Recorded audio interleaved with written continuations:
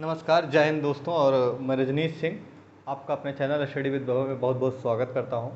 और अपने इस सेशन में जो अभी हम देखने वाले हैं, लेखपाल के रिजल्ट की पूरी बात होगी। देखिए, लेखपाल का रिजल्ट जो है, संभावना है कि अगले मंथ तक जो है आपको देखने को मिल जाएगा। अगले मंथ में मतलब समझ लीजिए, मंथ तो पूरा मई, लगभग पूरा मई नहीं लेना चाहिए, आधे मई तक अगर चाहेंगे तो 15 मई तक रिजल्ट आपका दे सकते हैं। लेकिन अगर सब कुछ सही रहा तो इससे की संभावना तो लग रही है कि दे देंगे, अगर ये चाहेंगे तब। बाकी तो आयोग है ही है, आयोग जो 10 महीने तक लटका सकता है, उसके लिए 1-2 महीना, 4 महीना, 1 साल लटकाना कोई बड़ी बात नहीं है। तो कोई बहुत बड़ी बात नहीं थी, छोटे मोटे केस थे क्वेश्चंस को लेके, वो भी जो गलती आयोग ने की थी। आयोग ने खुद क्वेश्चंस को लेके गलती की और खुद ही लोगों को ब्लेम किया, और चीज़ें कोर्ट में गई, फिर कोर्ट से इधर उधर कुछ कुछ केस पे सुनवाई हुई, कुछ पे नहीं हो पाई। ठीक है, एक आपके रोहित वर्मा वाली जो रिट थी 7663 WAPIA वाली, लखनऊ बेंच की, उसको भी देखो बता रहे हैं कि उन्होंने विड्रॉ कर लिया है। तो विड्रॉ कर लिया, ऑफिशियल स्टेटस नहीं है उसका कोई अभी, बट विड्रॉ कर लिया है, ऐसा उन्होंने बोला है। तो इन सभी चीज़ों को अगर हम संभावित लेते हैं तो एक बहुत अच्छी खुशखबरी होगी आपके लिए कि हो सकता है आपका ये रिजल्ट फाइनल हो जाए। और 1-2 रीट इसमें जो अभी दिख रही हैं, तो उसकी कोई बहुत ज़्यादा जो है वो नहीं है, वो खारिज होने की संभावनाएं प्रबल है उसकी। अगर एक भी सुनवाई उस पर हो जाए बिना पास ओवर लगे, तो वो ख़त्म हो जाएगी केस। क्योंकि बहुत बेसिक बेसिक सी बातों पे क्लेम कर दिया गया है, जैसे डांडी वाले क्वेश्चन पे क्लेम कर दिया गया है, ऐसे ऐसे क्वेश्चन पे क्लेम किया गया है जो कि कोई मतलब नहीं है उसका। तो इन चीज़ों को ज़्यादा गौर नहीं, जो मेन रिट थी वो थी नेशनल हाईवे से रिलेट करा के, जो 7663 थी, उसमें नेशनल हाईवे का एक क्वेश्चन था, उत्तर प्रदेश के नेशनल हाईवे से। वो एक रिट ठीक ठाक रिट थी, उस पर थोड़ा बहस हो सकती थी, बट उसमें भी एक चीज़ था जो इनमें से कोई नहीं, वो मैटर को बहुत लंबा नहीं ले जाने देता। अगर उससे भी सुनवाई होती तो वो भी ख़त्म हो जाता, और इनमें से कोई नहीं की वजह से आयोग के साथ वो क्वेश्चन जाता, कोई कुछ भी कर लेता। ठीक है, तो उससे पहले भी रोहित वर्मा सर जो आपके थे, रोहित वर्मा सर ने क्या किया, आपका वापस कर लिया। तो एक बहुत ही अच्छी पहल की। देखिए, लंबा लटका कुछ भी हुआ, एक क्वेश्चन जब डबल बेंच में गया था तो अभी उन्होंने विड्रॉ कर लिया, तो उनसे ज़्यादा प्रभावित नहीं हुआ है केस। जो लोग उनको गाली दे रहे हैं, कुछ भी कर रहे हैं, और बहुत सारी रिट हैं। उन्होंने एक दिखाया भी कि लंबी चौड़ी जो है रिट की लिस्ट थी, उसमें 63,000 कुछ लोगों ने आपत्ति दर्ज कर दी थी। तो रिट बहुत सारी थी, तो बहुत ज़्यादा खारिज भी हुई, 1-2 मान्य हुई जो अच्छी थी, तो उनमें से एक उनकी भी थी, मान्य हुई थी। बट ऐसा नहीं है कि उनकी वजह से चीज़ें लटकी। देखिए, जब इधर डबल बेंच में मामला चला गया, तो अब 10 दिन 4 दिन पहले ही फैसला उसमें आया, 4 दिन पहले, 5 दिन, शायद 18 या 19 तारीख को फैसला आया, इसी 19 अप्रैल को। तो उनसे ज़्यादा चीज़ें प्रभावित नहीं हुई हैं। फिर इधर सुन, अब जो भी है आपका लगा ही दिया है उन्होंने। तो इस तरीके से 2 चीज़ें हैं। एक तो सबसे इंपॉर्टेंट चीज़ आपको समझना है कि एक सुनवाई आपको डबल बेंच की जो थी उज्ज्वला वाले मामले की, ठीक है, उज्ज्वला वाले क्वेश्चन की, इस पे तो आप समझ के चलिए कि ए मार्क दे दिया गया है। एक क्वेश्चन जो जिसने ए सिलेक्ट किया था, ठीक है, इसमें तो जो सिंगल बेंच ने फैसला दिया था उसको भी पलट दिया, ए दे दिया उन्होंने, तो ए डी दे दिया था। ए एंड द डी, मतलब डी का मीन्स था कि इनमें से कोई नहीं, तो वो भी चूज कर दिया। तो उज्ज्वला एक क्वेश्चन आपका ये, इसका ऑप्शन ए सिलेक्ट हुआ। और दूसरी चीज़, अब नेशनल हाईवे वाला जो क्वेश्चन था, नेशनल हाईवे वाले में भी fourth option none of these, यही दिखेगा आपको। ठीक है, नन ऑफ दीज। तो अब इन 2 क्वेश्चंस ने जो कि कुछ उलटफेर करने वाले थे, अगर एक क्वेश्चन से किसी व्यक्ति का 1.25 बढ़ने वाला था और इस क्वेश्चन से किसी व्यक्ति का 1.25 बढ़ने वाला था, तो इट मीन्स टोटल जोड़ गांठ के जो भी हो रहा है, लगभग 2.5 मार्क अंतर पैदा करता है। लेकिन देखिए, सच्चाई जो है वही है। अभी मैं बोलूँगा, लोग हो सकता है भड़कें भी, बट सच्चाई यही है। नेशनल हाईवे वाले क्वेश्चन में अगर आप सही से पढ़े हैं, चीज़ों को सही से आपने देखा है, तो आप ये चीज़ रिलेट करा पाएंगे कि नेशनल हाईवे वाला क्वेश्चन वास्तव में ऑप्शन 4 होना चाहिए। नेशनल हाईवे का नामकरण जो है बदल चुका है, आप कितने भी दावे कर दीजिए। दावा तो लोग ये भी करते हैं दांडी वाले क्वेश्चन पे, जो दांडी वाला क्वेश्चन था उस पर भी लोग कर रहे हैं कि नमक सत्याग्रह वाला। नमक सत्याग्रह में देखिए, ये तो साधारण सी बात थी, मैं आपको बता रहा हूँ कि बात क्या थी। ये क्वेश्चन मेरा भी गलत हुआ, क्योंकि ज़्यादा थोड़ा घटना चा करके थोड़ा प्रभाव में ज़्यादा आ गया, गलत हो गया। देखो उन्होंने क्या किया कि ये बात एकदम सत्य है कि जो दांडी यात्रा शुरू हुई थी वो साबरमती आश्रम से स्टार्ट हुई थी।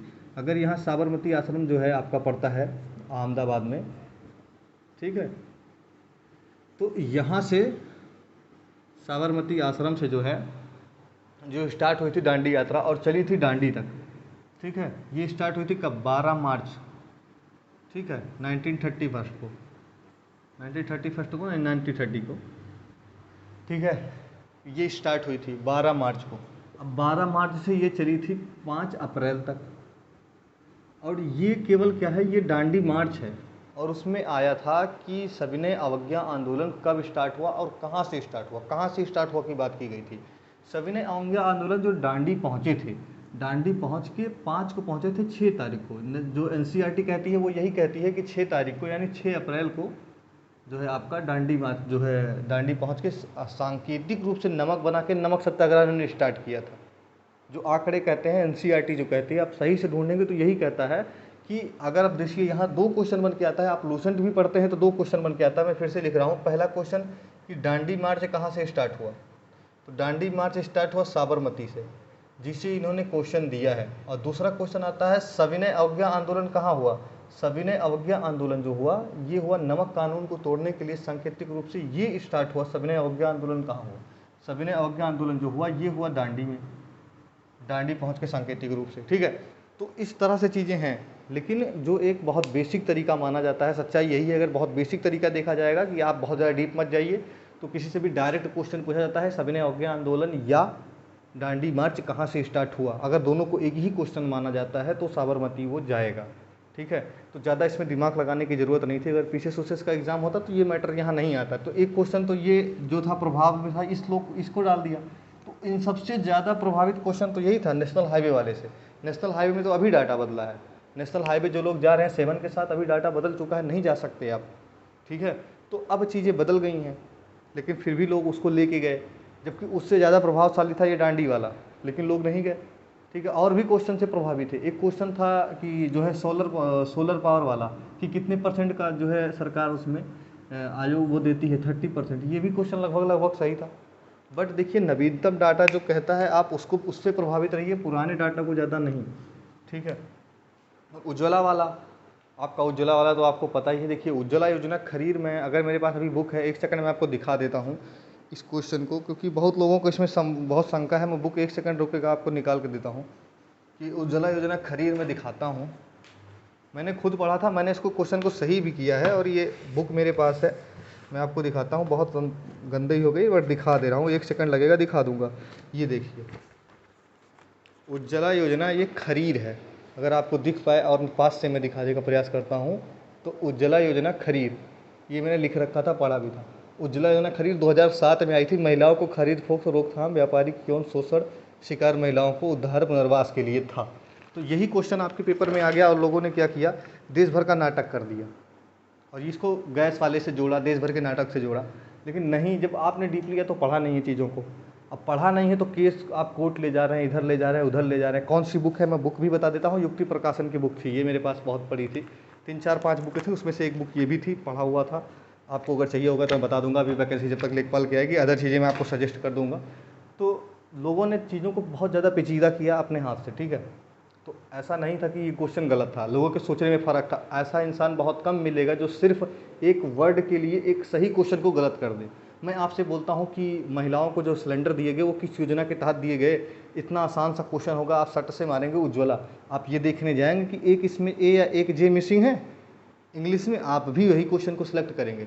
बस लोगों से गलती हो गई, आंसर की दूसरा आ गया, तो लोगों को लग रहा है हो ये कैसे हो गया। जब आपने डीपली चीज़ों को एनालिसिस नहीं किया तो आप उसके बाद पहुंच गए लेके चीज़ों को, ठीक है। तो ऐसा नहीं था, ठीक है। फिर भी चीज़ें आपको मैं अभी बताने का प्रयास करता हूँ कि इस वाले क्वेश्चन पे जो हुआ है आप समझ में आ रहा है, इसमें बहुत लोगों का नुकसान होगा, बहुत लोगों का फायदा। देखिए मिला जुला के नुकसान फायदा जोड़ के, जैसे इसी में किसी किसी का फायदा हो जाएगा, ठीक, इसमें किसी किसी का नुकसान हो जाएगा, किसी किसी का फायदा। बस इसमें समझिए 90% लोगों का नुकसान ही हुआ है, कुछ एक लोगों को नुकसान नहीं हुआ है। 90% लोगों को इसमें नुकसान होगा, और वैसे भी नुकसान होता, डी पे भी नुकसान होता, ए पे भी नुकसान होता। डी चुनना और कठिन है, डी वो चुनेंगे जिनका सिलेक्शन नहीं होना था। क्यों नहीं होना था, देखिए डी वो लोग चुनेंगे जो समझेंगे हो ये तो उज्ज्वला गैस वाला है, सरासर गलत है। जो सरासर उज्ज्वला को ऐसा समझेंगे ये उज्ज्वला तो गैस वाला है, ये तो महिला उत्थान से नहीं रिलेटेड है, इसको छोड़ दो, तो वो भी हो जाएगा जो इतना आसान उसको समझेगा, ठीक है। तो उनका तो वैसे भी नहीं होना था, और जो इतना डीप पकड़ रहा है कि इसमें एक स्पेलिंग गलत है, वो क्वेश्चन वैसे भी नहीं गलत करेगा, ठीक है। जिसको इतनी पकड़ अच्छी है कि एक स्पेलिंग की वजह से एक क्वेश्चन को बता देगा गलत है, वो सिलेक्शन वैसे भी ले लेगा, उसको कोई नहीं रोक सकता, ठीक है। तो चीज़ें यही हैं, पेचीदा बनाया गया चीज़ों को। नेशनल हाईवे वाले क्वेश्चन में बहुत आसानी से बता रहा हूँ, घटना चक्र की अभी भी पड़ी है, इस बुक में भी आपको मैं दिखा सकता हूँ। ये एक नई बुक अभी समसामयिकी की आई है, इसमें उत्तर प्रदेश का एक लगा है, इस पेज को अभी जस्ट आई है, इसको आप निकाल के देखेंगे तो इसमें भी नेशनल हाईवे उत्तर प्रदेश का अपडेटेड है। और नई जो है आपकी जो बुक आई है, ठीक है, परीक्षावाड़ी पीसीएस के पहले पेपर के निकालती है, उसमें भी निकाल के देखिएगा, नेशनल हाईवे अपडेट हो गया है अब उत्तर प्रदेश का। तो जो लोग फर्जी चीज़ों को ज़्यादा पेचीदा करते हैं, ज़्यादा दिमाग लगाते हैं, उनको सिलेक्शन की इतना ज़्यादा सिलेक्शन से मतलब नहीं है। कुछ लोग ऐसे भी होते हैं जो LLB वगैरह किए रहते हैं, तो वो रिट डाल के उस पर अपनी थोड़ी प्रैक्टिस ही कर लेते हैं, ठीक है। तो उनके बहकावे में मत पड़िए, हर चीज़ों को इधर उधर मत ले जाइए। दूसरी चीज़ ये है, जो आयोग कह रहा है तो थोड़ा आयोग की भी सुन लीजिए, आपका भी भला हो जाएगा, क्योंकि कोर्ट में जाने से हमेशा भला नहीं होता, ठीक है। और फिर आयोग तो चाहता ही है लंबा लटके, आयोग नहीं चाहता तो ये तो आपका SI का भी एक वैकेंसी थी, SI लटकी थी, सब जानते हैं, अभी भी केस चल रहा है, लेकिन SI को करना था कंप्लीट, गवर्नमेंट ने कंप्लीट कर दिया। बट आयोग होता है, आयोग अपने हिसाब से चलता है, आयोग कुछ हद तक स्वतंत्र होता है, हमेशा उसमें गवर्नमेंट हर चीज़ के लिए हस्तक्षेप नहीं कर सकती। अगर आयोग बना है तो आयोग काम करेगा, ऐसा नहीं है कि शाम को मोदी जी पहुँचेंगे, योगी जी हाँ बेटा क्या क्या किए, ऐसा नहीं है। एक स्वतंत्र रूप से काम करता है, बीच में एनालिसिस करना, कोई गलती करते हैं तो उनसे पूछा जाएगा, बाकी हमेशा नहीं कि सुबह उठे शाम उठे फ़ोन मिला के आयोग से पता करेंगे, ऐसा कुछ भी नहीं है, ठीक है। तो अभी जो प्रभाव पड़ रहा है आपको, कट ऑफ जो मैं बता रहा हूँ, सबसे पहले आप DB के लिए कट ऑफ को समझ लीजिए।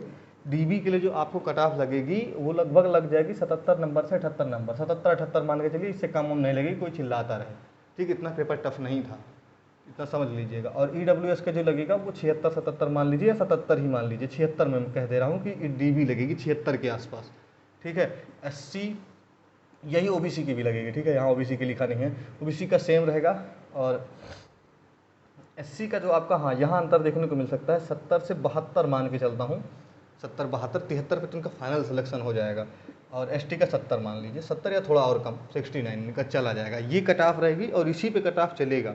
जो लोग आपको बहुत चिल्ला रहे होंगे कि अरे इतना ज़्यादा नहीं जाएगा, देखिए जब पेपर में जब हिंदी आती है, ठीक है, जब पेपर में हिंदी आती है और मैथ आता है, ये दो चीज़ें ऐसी होती हैं, हिंदी मैथ ऐसी हैं जो कट ऑफ को बढ़ाती हैं। हिंदी मैथ रीजनिंग, ये मैथ करने वाले पूरा मैथ करेंगे और हिंदी वाले पूरी हिंदी कर देंगे। जो मैटर फंसाता है GS फंसाता है और आपका ग्रामीण परिवेश फंसाता है, लेकिन इतना भी GS खराब नहीं था। 15 क्वेश्चन GS में भी कोई भी कर लेगा और 15 क्वेश्चन ही ग्रामीण परिवेश में कोई भी कर लेगा, ठीक है।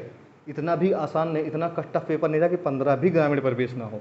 तो 15 GS, 15 ग्रामीण परिवेश, 30 नंबर वहाँ से 30 क्वेश्चन। और हिंदी में मैं 20 से नीचे मानता नहीं हूँ, और मैथ में भी 20 से नीचे नहीं, 20-20 40 और 30 वहाँ से 70। तो एक आसान सी सिचुएशन है ST SC लिए, तो पहुँच जाएंगे। अच्छा करने वाला मैथ में 22-23 करेगा और हिंदी में 22-23 करेगा, तो वही 4-4 और चढ़ा लीजिए। ये एक सिचुएशन होती है। ठीक, सिलेक्शन लेना है तो बेसिक से थोड़ा ऊपर तो जाना पड़ेगा, एक एक क्वेश्चन सब में बढ़ाना पड़ेगा, सिलेक्शन आपका हो जाएगा। ठीक है, 70-72 सब पा रहे हैं, 4 आप 4-5 और पा जाइए, आपका सिलेक्शन हो जाएगा। तो ऐसी चीज़ें हैं। और ये सिचुएशन के बाद भी ऐसा नेशनल हाईवे वाले क्वेश्चन से इफेक्ट डाला गया, तो बहुत जगह और भी इफेक्ट पड़ा है, 1-2 क्वेश्चन और भी इफेक्ट डाला गया। जैसे कुछ लोग लेके चले गए थे, वो एक हिंदी का क्वेश्चन था कि विंध्याचल पर्वत पे वो घने जंगल है। वो क्वेश्चन यार गलत है या सही है, इस पर ज़्यादा बहस नहीं होनी चाहिए थी। वो क्वेश्चन सही है जब उसको तरीके से दिया जाए। देखिए, एक ही क्वेश्चन को कई तरीके से रिलेट कराया जाता है। जैसे आप कैसे कहते हैं, बहुब्रीही समास का जब भी क्वेश्चन आता है हमेशा कन्फ्यूजन होती है। चतुर्भुज, अब 4 भुजाएँ हैं जिसकी, 4 भुजाएँ हैं जहाँ, अंतर नहीं है। ठीक है, पंचवटी, 5 वटों का समूह, 5 वट हैं जहाँ, आप कैसे उसको रिलेट कराते हैं, आयोग दूसरी तरीके से दे देगा, आप कुछ नहीं कर पाएंगे। ऐसे हिंदी में भी होता है, ऐसे जी हिंदी वहाँ भी है, तो वो थोड़ा डिफाइन करने के ऊपर है, आप उस समय कैसे उसको समझ रहे हैं। ऐसे क्वेश्चन था कारक वाला कि पिताजी ने उनको पैसे दिए, वहाँ सिचुएशन दूसरी थी, उसको भी लेके लोग चले गए थे। देखिए, देने की जहाँ सेंस आ रहा है तो आप खो दिया इससे मत समझिए, एक सेंस भी होता है। ठीक है, सेंस भी कुछ चीज़ों का होता है, क्वेश्चन पे थोड़ा सेंस भी लगाइए कि चल क्या रहा है। अगर देने का भाव आ रहा है, जैसे मैं बोल दूं कि फ़ोन पर बात कर रहा हूं, तो आप पर पे चलेंगे। फ़ोन एक माध्यम है, उसके द्वारा बात हो रही है, किसी द्वारा बात होती है तो से कारक होता है, से लगा हुआ, वहाँ एक्चुअल फॉर्म से का है। आप कारक चिन्ह को बदल के अगर एक त्रुटि कर रहे हैं तो इसका मतलब ये थोड़ी क्वेश्चन गलत हो जाएगा। तो थोड़ा समझना भी होता है। और अपने यहाँ जो है आपकी प्रोसेस ये है कि कोई भी रिट डाल सकता है, कोई भी चीज़ें को प्रयोग कर सकता है। तो इसका मतलब ये नहीं कि आप अपनी प्रैक्टिस के लिए रिट डाल दीजिए। थोड़ा चीज़ों को सावधानी से रखिए, बच्चों की ज़िंदगी के साथ खिलवाड़ होता है, बहुत मजाक होता है, बन जाता है जीवन में, बहुत ज़्यादा प्रभाव पड़ता है इसका। ठीक है, शारीरिक मानसिक हर तरीके से किसी के ऊपर इफेक्ट पड़ता है, जिसके नंबर आएंगे या जिसको सेलेक्ट होना है। अदरवाइज़ नहीं होना है तो कहीं अदर वो अपनी तैयारी करेगा। बहुत सारी वैकेंसीज लगी थी इसमें 2021, 22, 20 में बहुत लंबी वैकेंसी थी, 21 से 22 बहुत ज़्यादा वैकेंसीज थी। ठीक है, तो इसमें गवर्नमेंट को थोड़ी तेज़ी दिखाती तो बच्चे अगर वहाँ नहीं होते तो कहीं और सेलेक्ट हो जाते। और फिर हमारी भी कुछ गलतियाँ हैं, हम लोगों ने भी ज़्यादा कुछ काबिलियत दिखा दी, इधर उधर जाके रिट डाल दिए, हमारी भी गलतियाँ हैं।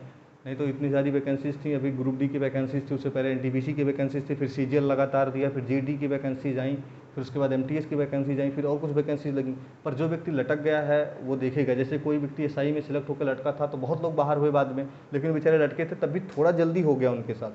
ठीक है, लेकिन नुकसान वहाँ भी हुआ। तो चीज़ें जब लटकती हैं, कोर्ट जाता है मामला, तो वहाँ ज़िंदगियाँ बर्बाद होती हैं। जैसे BDO का एग्ज़ाम था, उसमें बहुत लोग तबाह हुए, वीडियो के एग्ज़ाम में मैं नहीं कहता 1953 में से लग रही है, तो मैं कह रहा हूँ कि 1500 लोग थे खराब थे, 453 लोग अच्छे थे। उन 453 लोग की ज़िंदगी बर्बाद नहीं हुई, तो बर्बाद तो हुई, भले वो फिर से सिलेक्ट हो जाएंगे, लेकिन उनका 5 साल पुराना समय कोई नहीं दे देगा। एज ए सीरियस पर्सन आप सोचेंगे तो कोई नहीं दे पाएगा। तो बस आपसे इतनी बात हो रही है कि कट ऑफ ये जाएगी। अब रिजल्ट जो है, रिजल्ट के लिए प्रयास करना शुरू करना पड़ेगा आपको। अभी तो 144 चल रहा है, लेकिन तब तक आप कैसा करिए, कुछ भी करके ट्विटर पे एक जो हैंडल आपका जो थोड़ा बहुत ट्रेंड कर रहा है कि जो है आपका लेखपाल रिजल्ट डिक्लेयर करिए, ये वाले जो आपका पूरा टैग है, इसको हमेशा क्या करिए, थोड़ा ट्रेंड कराने का प्रयास करिए, थोड़ा सही से ट्रेंड कराने का प्रयास करिए। आपके प्रयास सही होगा, और जैसे ही 144 हटती है, उत्तर प्रदेश से हटे, उसके बाद आपको एक बार फिर से जाना पड़ेगा आयोग। बिना आयोग पहुँचे कुछ नहीं होगा। ट्विटर कैंपेनिंग करने से, ऐसे चीज़ें से नहीं होगा। और कोई कोचिंग, कोई संस्थान आपके साथ नहीं खड़ा होगा, क्योंकि प्रदेश की सिचुएशन ऐसी नहीं है। और उसी चीज़ कोचिंग वाले का फ़ायदा नहीं है। 2 लाख ऐसे लोग जो सिलेक्ट होकर जा रहे हैं, उनके लिए नहीं खड़ा होगा कोई। ठीक, खड़ा हुआ जाता है पेट वालों के लिए, जिसमें 34 लाख फार्म पड़ते हैं। ठीक है, ऐसे उत्तर प्रदेश पुलिस एग्ज़ाम्स के लिए खड़ा हुआ जाएगा, बीएड एग्ज़ाम के लिए खड़ा हुआ जाएगा, बीएड एंट्रेंस के लिए खड़े होंगे, और उसके बाद में आपका जो है सुपर टेट और टेट के लिए खड़े होंगे। ऐसे एग्ज़ाम्स के लिए नहीं आके आपके सामने कोई आएगा साथ में, जिसमें बहुत कम लोग हैं या फाइनल मेरिट बनने वाली है, उसमें आपका सहयोग नहीं करेगा कोई। ठीक है, क्योंकि उससे कोई फ़ायदा नहीं है। पेट की कॉमन कट ऑफ की जो लोग मांग कर रहे हैं, उनको बहुत अच्छे से पता है कि उनके यहाँ कोचिंग में सिलेक्शन, जो है कोचिंग में बच्चे जाएंगे नहीं एडमिशन लेने, क्योंकि जहाँ पे एक छोटी सी वैकेंसी आ रही है लेखपाल की, कम से कम 20 लाख फॉर्म पड़ता, आज लेखपाल की वैकेंसी आएगी तो कम से कम बहुत ज़्यादा इस बार सेलेक्ट होंगे 1.5 लाख। तो 1.5 लाख में से एक कोचिंग में कितने लोग जाएंगे? हज़ारों कोचिंगें हैं, हज़ार आदमी मिल गया, बहुत ज़्यादा से ज़्यादा मिल जाएगा। समझ रहे हैं? और एक वही सिचुएशन सेम होती है कि 14 लाख 20 लाख फार्म पड़ गए, उनको 20 गुना ज़्यादा कमाई होती है, चाहे थोड़ा भी रख दें, तो वो तो चाहेंगे ही कि पेट में कॉमन कट ऑफ देश भर की नाटक आए। पेट ठीक चीज़ है, अभी समझने में समय लगेगा, पेट ठीक है, लेकिन थोड़ा बहुत सुधार करना पड़ेगा, थोड़ा उसकी लिमिट बढ़ानी पड़ेगी। उसका सीधा प्रभाव आपको देखने को मिल रहा है वन दरोगा वाले एग्ज़ाम में। ठीक है, 20,000 मात्र लोग हैं, और एक ज़िले आपके केवल लखनऊ में पेपर हो जा रहा है। तो अगर उसमें तेज़ी दिखाई जाए तो 1 महीने में रिजल्ट दे के सिलेक्शन हो जाएगा। इसका प्रभाव अच्छा भी है, बुरा भी है, बट हाँ, अभी नया आयोग भी है, बहुत पुराना आयोग नहीं है, और बहुत अच्छा काम नहीं कर रहा है, तो धीरे धीरे सुधार होगा। तो उसके लिए मांग करिए आयोग में सुधार की।